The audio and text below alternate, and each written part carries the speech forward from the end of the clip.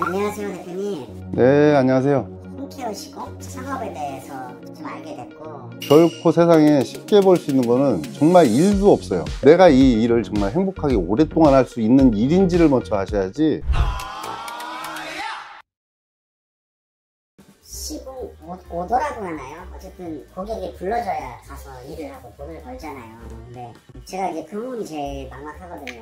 또 알아보니까 오더를 제공하겠다 이런 회사도 있고, 마케팅 교육을 시켜주니까 이제 스스로 오더를 만들어라, 이제 그런 것도 있는데, 어쨌든 이런 오더를 만들어내는 게 어떻게 보면 더 중요한 것 같은데 어려울 것 같거든요. 현실은 어떤지 좀 궁금해요.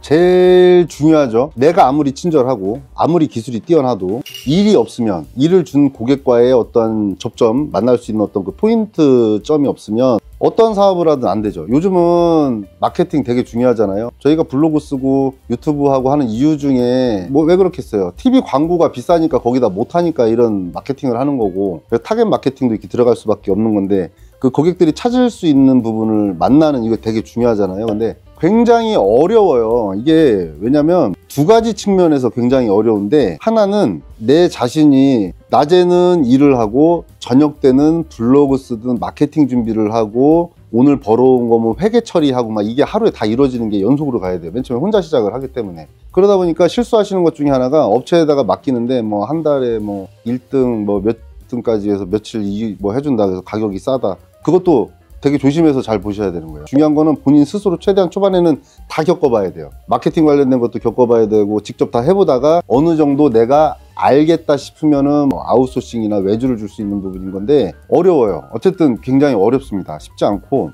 오더를 만들어내는 데 있어서 또 한 가지 쉽지 않은 게 굉장히 치열해요. 그러다 보니까 같은 동종업계에 어떻게 보면 동지들이잖아요. 서로 만나지는 않았을 수도 있지만 그 모든 사람들이 뭐 한두 명이 아니거든요. 뭐 몇십 명, 많게는 몇백 명, 어떤 뭐 에어컨 같은 게 몇천 명, 막 이런 사람들이 그 시즌에는 동시다발적으로 서로 막 붙는단 말이에요. 특히 블록에서 서로 막 깎아먹어요. 그러다 보니까 할 수 있는 게 뭐냐면, 나중에 시작된 업체들이 단가를 깎아요. 왜? 기술이 아직 딸리거든요. 그리고 마케팅을 한 지가 얼마 안 됐기 때문에 그걸 이길 수 있는 방법이 금액적인 걸 또 깎기 시작을 해요. 그러다 보니까 본인도 기술이 초반에 없을 때는 마케팅이 애매하니까 마케팅에다 할 수 있는 거는 금액이 저렴한 업체로 하거나 뭐 이렇게밖에 할 수 없는 방법인 거죠. 그러니 어떻게 되겠어요? 제 살 깎아먹는 거예요. 그러면 나만 깎겠어요? 그 이후에 또 후배들이 나요. 그 친구들은 그러지 말라는 법이 없어요. 나도 언젠간 선배가 될 건데. 그러면 선배가 됐을 때 후배들한테 똑같이 겪어요. 그러면 이 업종은 같이 무너지는 거예요. 제가 말하는 건 같이 돈을 올려받자는 게 아니라, 어느 정도 우리가 기술자로서 고객들한테 정당한 대우의 금액을 받고 정당하게 일을 해야 되는 부분인 것을, 첫 번째 그런 마케팅 관련된 부분을 잘 몰라서 그 힘든 부분을 어쨌든 헤쳐나가보려고도 해보지 않은 것과, 두 번째는 단가 싸움으로만 그냥 치닫게 된다는 부분을 조심을 해서 정정당당하게 마케팅으로 해서 승부를 보시고 자기만의 소득을 만들어가는, 전문 용어 쓸게요. 다운발이라고 하죠. 나만의 어떻게 보면 이 울타리를 점점 넓혀가는 게 좋다고 저는 보고요. 마케팅 쪽 얘기를 하나 하자면, 이런 거 굉장히 조심하셔야 돼요. 근무 시간 같은 거 적어놓지 마세요. 서비스업은 근무 시간 적어놓는 거 이거 아닌 것 같고요. 직장 생활하듯이 절대 생각하시면 안 되고, 오히려 좀 자기만의 워라밸을 찾겠다. 내 사업을 하는데 1일부터 31일까지 어느 때는 가족들과 좀 있어야지, 이 생각 초창기 때는 그거 굉장히 뜬구름 잡는 생각이니까, 차라리 그런 시간에 마케팅에 좀 집중하시는 게 전 낫다. 이제 지사장님들 중에서 수익을 잘 버시는 분들 있으실 텐데, 그런 분들은 일반적인 분들하고 어떤 차별점이 있어서 남다른 수익을 가져가시나요? 지금까지 저도 나름대로 한 150명 정도 교육을 했어요. 굉장히 여러 색깔의 분들이 있었죠. 그 중에 한 100분 정도는 무료로 교육도 해드렸었어요. 이 얘기를 먼저 좀 하자면, 무료로 교육을 해드리니까 그런가 보다, 아니면 좀 하다가 조금 아닌 것 같다, 아니면 좀 힘들다, 그럼 바로 포기해버리세요. 그래서 나머지 분들은 교육비를 내고 시작을 하신 분들인데, 그 분들도 여러 형태의 사정들이 있었죠. 힘들어서도 있었고, 아니면 자기만의 길을 갖기 위해서도 있었고, 지금까지 어떤 직업에 대한 부분 있었는데, 첫 번째가 전에 하시던 업종하고의 어떤 기술적인 부분이나 아니면 조금 비슷한 계열에 계셨던 분들이 확실히 빨라요. 그 부분이 있고, 그 중에서도 굉장히 질문이 많으신 분도 있어요. 교육받는다는 게 그런 거잖아요.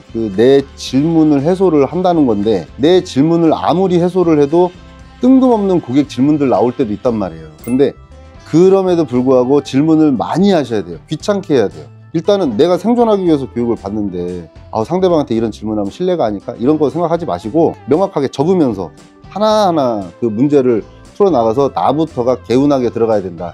그런 분들은 굉장히 지금도 뛰어나게 일을 자기 지역에서 잘 하고 계시고 그런 분들이 훨씬 잘 나가시더라. 거기에 교육 회사에서 아니면 이런 교육장에서 배웠던 것만이 아이템의 전부가 아니니까 거기에 자기만의 특화되어 있는 거를 하나씩 살을 붙여나가야 돼요. 그렇게 붙이시는 분들은 자리를 이미 잡고도 남아서 직원을 1명씩, 2명씩, 3명씩 이렇게 늘리시기 시작하시는 분이 있는 반면에 아직도 그 부분이 두렵다 보니까 자기만의 테두리 안에서 딱 저희가 알려드린 것만 하시는 분들이 있어요. 먹고는 살아요. 이 먹고 산다는 기준이 어떤 분들은 100만 원 갖고도 먹고 살 거고 어떤 분들은 1000만 원 벌어도 못 먹고 사시는 분들이 있을 것이고 이런 차이가 있지 않나 싶습니다.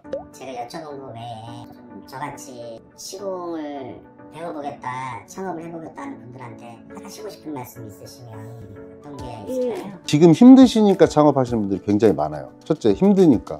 둘째, 워라밸. 세 번째, 자기만의 뭔가의 사업이라는 거에서 좀 조그마한 자금을 가지고 해볼 수 있는 게 무엇일까? 기타 새로운 시장 개척에 대한 어떤 자기만의 꿈도 있을 것이고 창업을 먼저 생각하지 마시고 내가 지금 하고 있는 일이 과연 정말 힘든 건지 여기서 그 일조차도 자기가 한번 갈아 넣는 봤는지 직장 생활을 하든 공무원을 하고 계시든 어떤 방법이 있는지부터 찾아보셨는지 나는 그게 먼저 같아요. 그렇게 찾아보고 노력을 했는데도 주변에서의 여건이나 자기만의 어떤 갈망하는 부분을 채우지 못한다면 그때는 고민해 보시면 괜찮은데 단순하게 나는 돈을 좀 많이 벌 것 같은데 저거 유튜브에서 많이 봤는데 어디 신문에서 봤는데 네이버에서 보니까 어디 마케팅 쪽으로 이렇게 딱 나온 거 보니까 와, 돈 많이 번다는데 그럼 나도 그렇게 하면 돈 벌까? 절대 그게 아니니까 일단은 본업에서 현재 하고 있는 그 회사에서 자기 일에서 최선을 다해봤는지를 먼저 생각을 해보시고 그래도 돌파구가 없을 때는 지금처럼 이렇게 상담을 하시는 게 맞아요. 무조건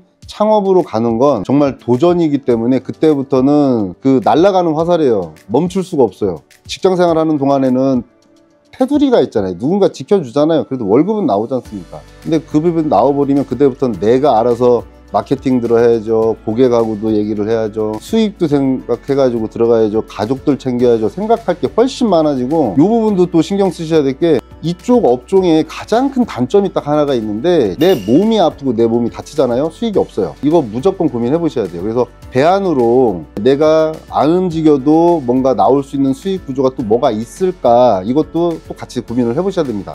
제품 관련된 부분도 이왕이면 청소업을 하시면 제품을 좀 판매하실 수 있는 게 뭐가 있을지 아니면 오프라인에서 고객한테 또 이렇게 추천하면서 판매할 수 있는 게 있는지 어떤 그런 라인도 좀 만들어 갈 수 있는 것도 고민도 또 다른 각도에서 좀 해보셔야 되고 또 하나가 차가 무조건 있어야 되는데 이 업종은 그래요. 차가 있어야 기동성이 있으니까. 근데 아이템마다 많이 돌아다녀야 되는 업종이 그 아이템이 있고요. 어디 한 군데에서만 꾸준히 해서 벌 수 있는 아이템이 있어요. 본인 스스로가 많이 다니면서 버는 게 즐거운 분과 많은 고객을 많이 만날 수 있는 난 좋다라고 생각하시는 분과 아니면 그걸 떠나서 나는 한 군데에 진드감치해서 수익을 내야 되는 아이템이 뭔지 요거 굉장히 한번 검토를 해보시고요. 그리고 계절성이 강한 아이템들 요거 되게 좋아요. 좋은데 그 계절이 딱 끝나면 다른 계절에는 먹고 살지 못하는 것들도 많거든요. 그러면 그거를 대안으로 다른 계절에는 어떠한 아이템으로 탑재를 할 것이냐. 그러니까 전반적으로는 경기를 좀 덜 타거나 아니면 또 전반적으로는 어떤 소득 관련된 수익 구조가 그래도 좀 안정화가 됐느냐, 이 부분도 굉장히 체크 포인트입니다. 돈이라는 게 저는 이렇게 생각을 해요. 하루에 많이 벌고 오늘 100만 원 벌었어요. 200만 원, 500만 원 벌었네, 수익. 이거 좋은 거 아니에요. 왜? 내일은 또 다른 걸 계속 개척해 나가야 되거든요. 그러면 개척하는 만큼의 수익이 한 번에 극대화가 될 수 있는 아이템이냐, 아니면 개척을 안 하고 작은 금액이지만 월 관리나 아니면 구독 서비스 형태처럼 차곡차곡 고객을 작은 돈이지만 쌓아 나가서 어느 정도가 되면 안정적인 수익으로 갈 것이냐, 이 부분도 굉장히 중요합니다. 계절성과 지금 얘기 드린 안전성, 그리고 또 자기가 좋아하는 아이템으로 계속 다니는 게 좋은지에 대한 어떤 활동성, 이 부분도 되게 중요하고요. 하나 또 얘기를 드리자면 초반에는 마케팅에 돈을 많이 쏟을 수밖에 없는데, 저는 이렇게 생각을 해요. 많은 고객을 만나는 것도 중요한데 본인이 기술 아이템 종류가 많으면 한 집에 들어가서 최대한 많이 할 수 있는 아이템을 탑재를 하고 시작하시는 게 더 좋습니다. 후배들 보면 안타까운 게 고객집에서 나와서 명함 주면서 그런 얘기를 해요. 저희 마음 드셨으면 소개시켜 주십시오. 고객들이 소개 안 시켜줘요. 그거는 고객 마음이잖아요. 내가 컨트롤할 수가 없는 거란 말이에요. 그런데 고객집에 한번 문 열고 들어갔을 때 그 집에서 해줄 수 있는 서비스 품목이 내가 많다면, 그러면 그 안에서도 수익을 충분히 더 극대화시킬 수 있단 말이죠. 근데 그것도 준비 안 하고 소개만 바래요. 아, 저 고객은 나한테 충성 고객이니까 소개 많이 시켜주겠지. 절대 그럴 일은 거의 없습니다. 우선은 자기 집을 돌아보면서 나는 이런 부분에선 자신이 있어, 이런 부분에서는 자신 있는 거 플러스 요거까지는 가능하겠어를 캐파를 집안에서 키우기 시작을 하시는 게 맞지, 밖에서 다른 고객 소개시켜 주려고 하지 마시고요. 두 번째, 섹타를 초반에는 넓게 가져가세요. 저는 시작할 때 전국을 돌아다녔어요. 근데 자기 지역에서 왔다 갔다 한다고 초반에는 수익이 안 난다고 하시는 분들이 있거든요. 일단은 섹타를 좀 크게 가져가십시오. 크게 가져가서 하다 보면 어떤 아이템, 어느 지역에서는 어떤 느낌, 어떤 고객의 지역별로의 고객 성향도 파악하기도 굉장히 좋고요. 그러면서 점점 자리가 잡힐수록 섹타를 줄여나가고 아이템도 좀 더 구체화시키면서 거기에서 정말 핵심적인 아이템으로 나갔을 때 이제 전문 업체로 이제 갈 수가 있는 거거든요. 이제 그렇게 해서 컨셉을 잡으시는 게 맞다.